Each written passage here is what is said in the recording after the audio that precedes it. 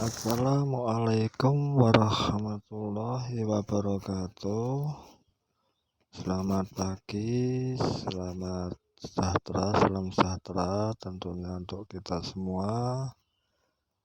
Di sini mari kita belajar bersama-sama untuk materi geografi kelas 3 mengenai konsep wilayah dan perwilayahan. Tujuan dari pembelajaran ini tentunya setelah kegiatan pembelajaran ini Anda sekalian, adik-adik sekalian diharapkan untuk mampu memahami konsep wilayah secara mandiri.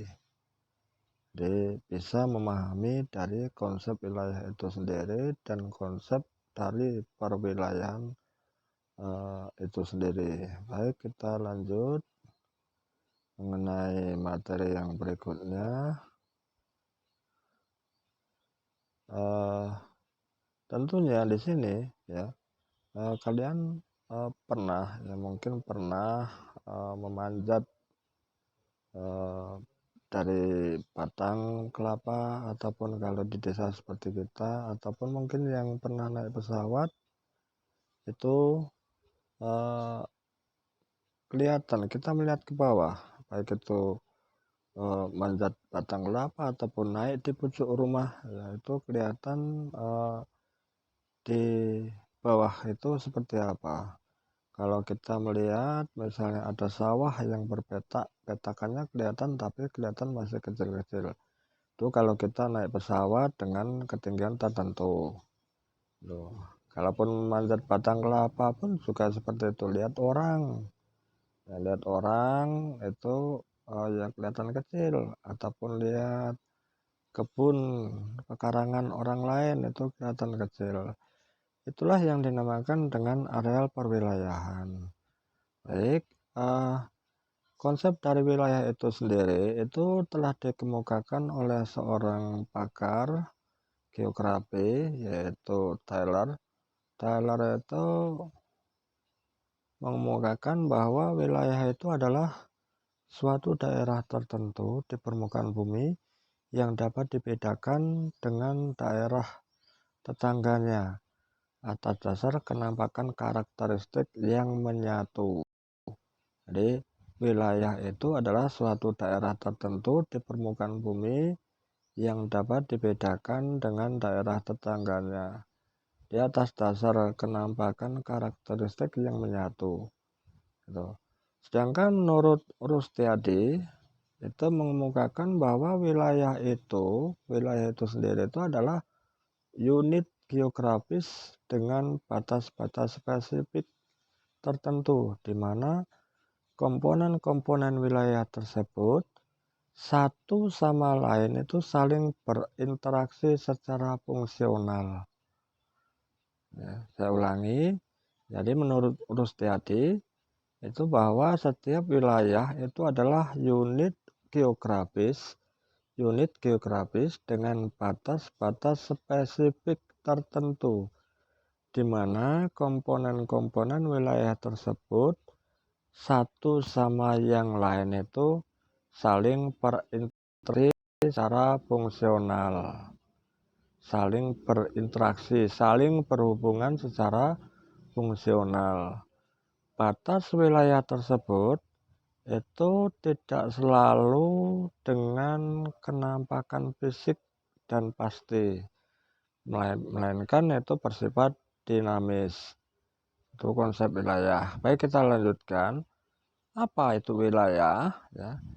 Kalau kita menarik suatu kesimpulan sendiri bahwa wilayah itu adalah satu kesatuan unit geografis antar bahagiannya mempunyai keterkaitan secara fungsional.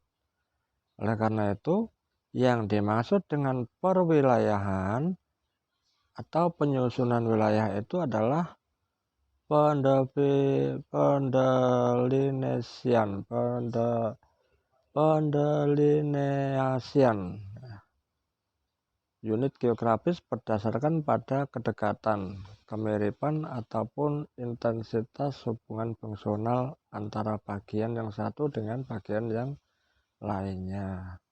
Tuh. Jadi konsep antara wilayah dengan perwilayahan. Saya ulangi bahwa wilayah itu adalah satu kesatuan unit geografis yang antar bagiannya itu mempunyai keterkaitan secara fungsional. Sementara kalau perwilayahan, ya, perwilayahan atau penyusunan wilayah itu adalah pendelineasian unit geografis. Unit geografis berdasarkan pada kedekatan, kemiripan, ataupun intensitas hubungan fungsional antara bagian yang satu dengan bagian yang lain di perwilayahan. Baik, kita lanjutkan. Ya.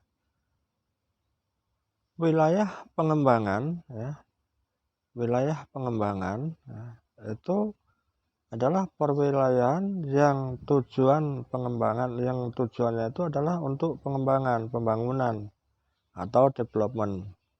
Tujuan dari pembangunan, ya, itu terkait dengan 5 kata kunci. Ya, 5 kata kunci yang dimaksud dengan pembangunan itu sendiri. Yang pertama, yang A itu ada pertumbuhan, ada penguatan keterkaitan, kemudian keberimbangan, ya, kemandirian, dan juga keberlanjutan. Itu yang dinamakan dengan tujuan dari pembangunan. Ada 5 kata kuncinya. Baik, kita lanjutkan. Pembangunan terkait dengan 5 kata kunci, yaitu pertumbuhan, penguatan, keterkaitan, keberimbangan, kemandirian, dan keberlanjutan. Ya, kalau kita perhatikan, ya seperti kita lihat gambar, ya, gambar seperti pada gambar itu, kalau gitu kita ada pada posisi-posisi tertentu di dalam ketinggian tertentu.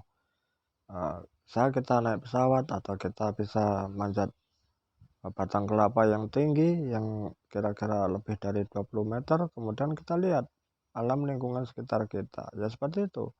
Kita lihat seperti itu, seperti kayak layaknya tanaman padi, ya, sawah, tapi itu bukan sawah. Itu adalah batang sawit, yaitu perkebunan sawit. Boleh kalian coba. Itu kalau di dalam ketinggian tertentu, yang namanya batang sawit itu ya agak tinggi, tapi seperti tanaman padi. Kalau kita lihatnya pada ketinggian tertentu, itu klasifikasi dari wilayah tadi. Gitu. Ada beberapa istilah di Indonesia, ya, yang mempunyai pengertian yang serupa dengan konsep wilayah, yang artinya hampir sama dengan wilayah. Wilayah bisa dikatakan divisi. Divisi itu bagian, distrik, zona. Zona itu juga wilayah, realem, ya, bentang lahan, dan lain sebagainya. Itu istilah-istilah yang hampir sama dengan pengertiannya itu dengan konsep dari dari wilayah itu sendiri. Wilayah itu merupakan bagian dari permukaan bumi yang mempunyai persamaan-persamaan tertentu yang dapat dibedakan dari wilayah sekitarnya. Semua penggolongan wilayah hanya didasarkan pada ciri-ciri alamiahnya saja atau natural feature. Kemudian ditambah dengan suatu kenampakan tunggal atau single feature seperti iklim, kemudian topografi, vegetasi, morfologi, dan lain-lain. Oke, kita lanjutkan. Di sini ada graphical association yang mengklasifikasikan wilayah. Ada yang namanya generic region. Kemudian ada yang namanya specific region. Generic region itu adalah penggolongan wilayah menurut jenisnya, yang menekankan pada jenis wilayah seperti iklim, topografi, vegetasi, dan fisiografi. Misalnya apa? Misalnya vegetasi dalam hal ini lebih ditekankan kepada jenis perwilayahannya saja. Kemudian ada specific region. Specific region itu merupakan wilayah tunggal yang mempunyai ciri-ciri geografis tertentu, khusus terutama yang ditentukan oleh lokasi absolut dan lokasi relatifnya. Misalnya apa? Wilayah Asia Tenggara itu merupakan wilayah tunggal yang mempunyai karakteristik geografis khusus seperti lokasi, penduduk, kemudian bahasa, tradisi, iklim, dan lain-lainnya. Kemudian ada wilayah waktu Indonesia Barat. Yang pertama tadi wilayah Asia Tenggara, ada wilayah waktu Indonesia bagian Barat, WIB.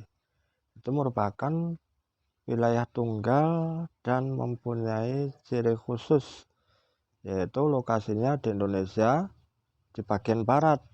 Kalau bagian barat itu ya seperti di Pulau Sumatera dan Pulau Jawa yang dibatasi oleh waktu berdasarkan pada garis bujur serta pertimbangan politis, sosial, ekonomi, ya, kemudian aktivitas penduduk dan budaya. Tuh. Kemudian ada uniform region.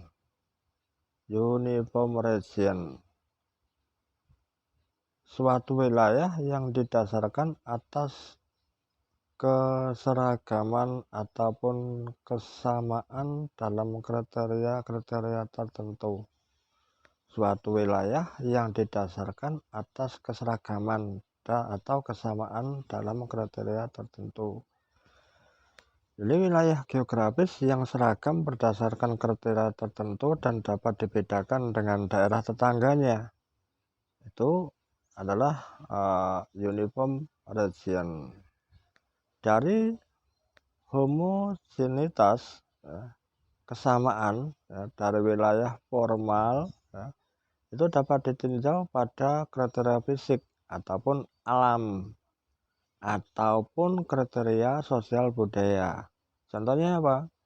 Contohnya itu adalah wilayah pertanian yang mempunyai kesamaan, yakni adanya unsur petani dan lahan pertanian. Dan kesamaan itu menjadi sifat yang dimiliki oleh unsur-unsur yang membentuk dari wilayah itu sendiri. Kemudian ada lagi nodal region. Nodal region itu merupakan suatu wilayah yang diatur beberapa pusat-pusat kegiatan yang saling dihubungkan oleh jalur transportasi antara yang satu dengan yang lainnya. Saya ulangi bahwa nodal region itu adalah suatu wilayah yang diatur beberapa pusat-pusat kegiatan yang saling dihubungkan oleh jalur transportasi antara satu dengan yang lainnya. Wilayah geografik yang memperhatikan suatu hubungan fungsional antar wilayah formal yang interdependensi dan batas wilayah tersebut oleh sebuah titik pusat. Ada satu titik, ya, kemudian di situ juga ada satu hubungan dari jalur transportasi ya, antara satu wilayah dengan wilayah yang lainnya yang memperhatikan dari hubungan fungsional antara wilayah. Itu adalah nodal region. Baik, contohnya apa? Contohnya itu adalah daerah istimewa Yogyakarta. Daerah istimewa Yogyakarta itu sebagai kota yang cukup besar dan unik. Itu mempunyai beberapa pusat kegiatan seperti pusat kebudayaan Jawa, pusat pendidikan, kemudian pusat perdagangan, pariwisata, industri, kerajinan, dan lain sebagainya. Pusat dari kegiatan tersebut satu sama lain itu dihubungkan dengan jaring-jaring transportasi dan komunikasi yang membentuk suatu sistem keruangan dan kelingkungan yang terpadu sedemikian rupa, sehingga membentuk suatu sistem kewilayahan. Itulah contohnya di Pulau Jawa. Kenapa di tempat kita tidak ada? Ya sama ya. Tempat kita ada jalur transportasi, kemudian ada kegiatan dari masyarakat sekitar kita, baik itu perdagangan ataupun industri ataupun daerah pertanian juga sama ya. Itu ada komunikasinya, bentuk satu sistem keruangan dan kelingkungan yang terpadu demikian rupa, sehingga membentuk suatu sistem kewilayahan. Baik, kita lanjutkan bentuk-bentuk persekutuan regional. Nah, bentuk-bentuk persekutuan regional.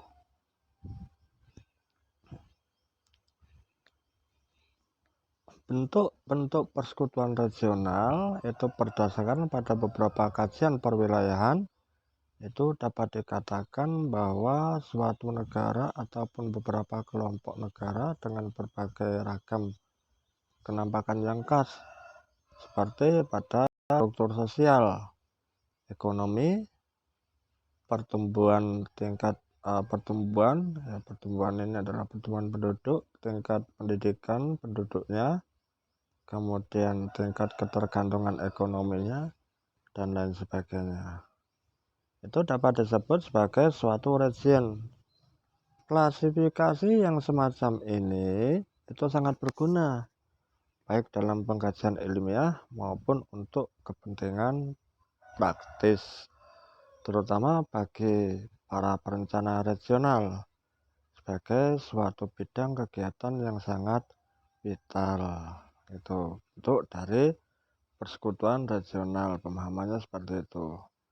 Oke, atas dasar dari kajian tentang wilayah, maka muncul bentuk-bentuk persekutuan dari perhimpunan regional. Ada yang pertama itu adalah ini satu contoh ya, bentuk-bentuk dari adanya kajian tentang wilayah tadi ya. Maka terbentuklah bentuk persekutuan atau perhimpunan, ataupun bisa dikatakan sebagai suatu kelompok yang bersifat regional. Ada regional, ada internasional. Kalau regional itu berarti ada batasan-batasannya, kalau internasional itu sudah menyeluruh. Di situ ada contoh, yaitu persekutuan negara-negara berdasarkan pada paham politik yang dianut.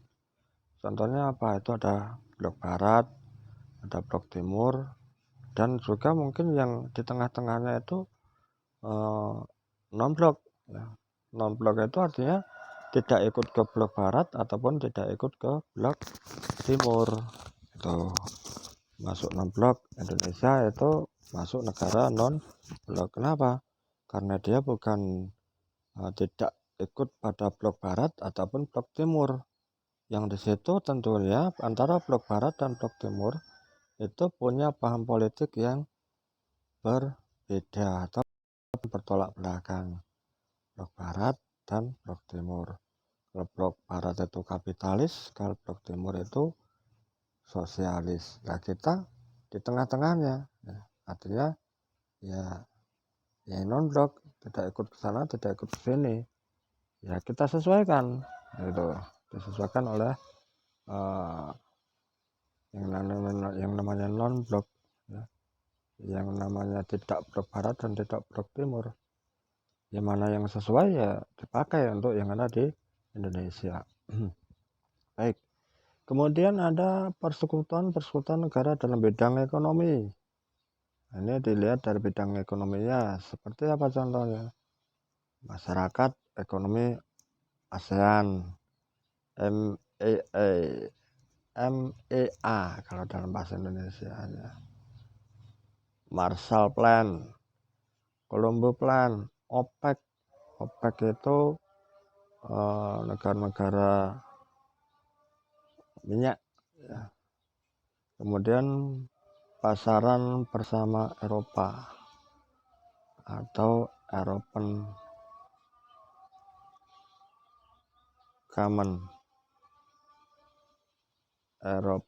Common Market, ECM.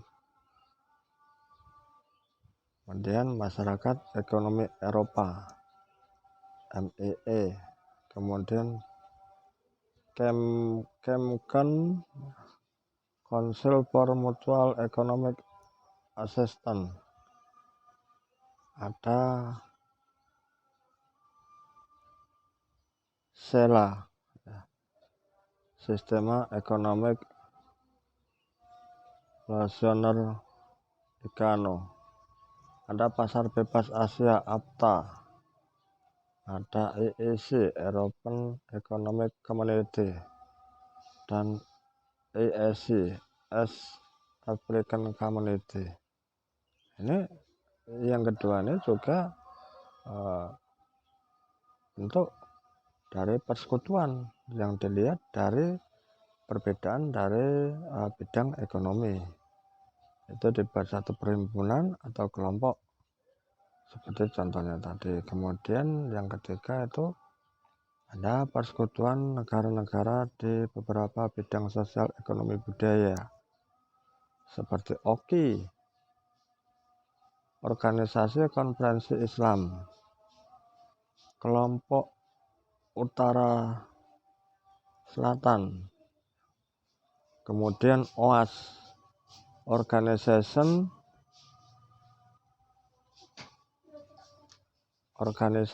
dari of American States, organisasi Amerika Serikat. Baik, kita lanjut.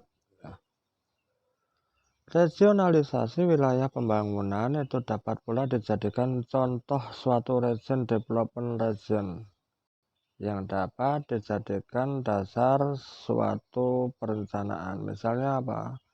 Misalnya ketika masa Orde Baru Indonesia itu masih mempunyai 26 provinsi. Indonesia dibagi menjadi beberapa wilayah pembangunan, dan ada 4 wilayah pembangunan. Itu regionalisasi wilayah. Baik, itu saja ya penyampaian dari saya untuk materi geografi.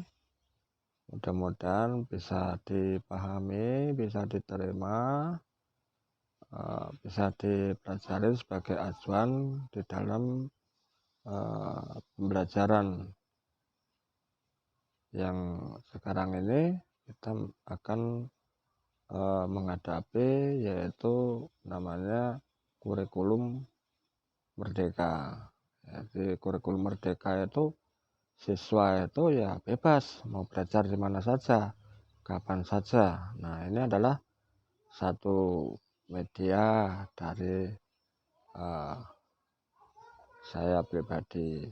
Itu saja, saya cukupkan sekian dan terima kasih. Saya akhiri. Wabillahi taufiq wal hidayah. Wassalamualaikum warahmatullahi wabarakatuh.